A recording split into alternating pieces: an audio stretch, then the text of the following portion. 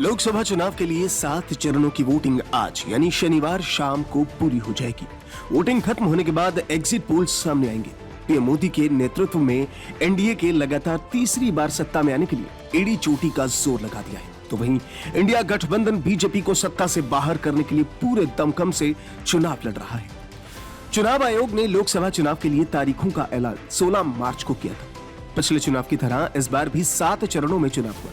पहले चरण के लिए 19 अप्रैल को वोटिंग हुई थी। इस चरण में 21 राज्यों और केंद्र शासित प्रदेशों की 102 सीटों पर मतदान हुआ। दूसरे चरण के लिए 26 अप्रैल को 13 राज्यों की 88 सीटों पर मतदान हुआ। मध्य प्रदेश के बैतूल में चुनाव की तारीख बदलकर 7 मई कर दी गई थी। 7 मई को 12 राज्यों की 93 सीटों पर वोटिंग हुई।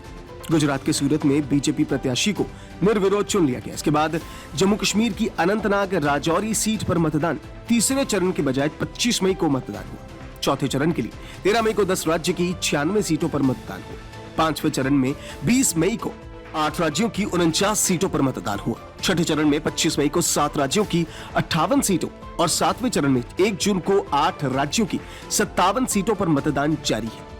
2019 लोकसभा चुनाव में बीजेपी को 303 सीटों पर जीत हासिल हुई थी, जबकि एनडीए को 351 सीटें मिली थी, जबकि यूपीए 90 पर सिमट गई थी। कांग्रेस को इस चुनाव में 52 सीटें हासिल हुई थी। 18वीं लोकसभा चुनाव का आखिरी चरण 1 जून को है। 1 जून को वोटिंग खत्म होने के बाद एग्जिट पोल जारी किए जाएंगे। एग्जिट पोल वोटिंग के बाद और चुनाव नतीजों से पहले जारी किए जाते हैं। एग्जिट पोल के जरिए मतदान करके निकले वोटरों से सवाल पूछकर यह समझने की कोशिश की जाती है कि उन्होंने किस पार्टी या उम्मीदवार को वोट दिया है। इसके आधार पर एग्जिट पोल तैयार होता है।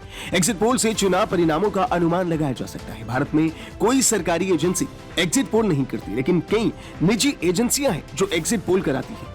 कई बार एजेंसियां जनता का मूड टटोलने में कामयाब रहती हैं और एग्जिट पोल सही साबित होते हैं। हालांकि कई बार यह अनुमान गलत भी साबित हो सकता है। लोकसभा चुनाव के आखिरी चरण के बाद भाजपा के नेतृत्व में एनडीए क्या अपने 400 के आंकड़े को पार कर पाएगी या फिर यूपीए अपने बहुमत के आंकड़े को पार कर पाएगी। विश्व के सबसे बड़े सट्टा बाजारों में से एक फलौदी सट्टा बाजार का अनुमान है कि भाजपा यूपी में 60 सीटें जीत सकती है, जो कि 2019 के चुनावों में 62 सीटें और 2014 के चुनावों में 71 सीटों से कम है। वहीं बाजार का यह भी मानना है कि पश्चिम बंगाल में फलौदी सट्टा बाजार बीजेपी को 19 से 20 सीटें दे रहा है। वहीं कर्नाटक में 18 से 20 सीटें बीजेपी को मिल सकती हैं। कुल मिलाकर अगर बात करें तो सट्टा बाजार के मुताबिक एनडीए को 350 से 375 सीटें मिल सकती हैं। वहीं कांग्रेस को सट्टा बाजार 55 से 70 सीटें दे रहा है। ये सभी अनुमान 5वें चरण की वोटिंग के बाद तक की है। वहीं इंडिया अलायंस की हार पर सबसे ज्यादा बोली लग रही है। मोदी के लगातार तीसरी बार पीएम बनने पर सबसे ज्यादा बोली लग रही है।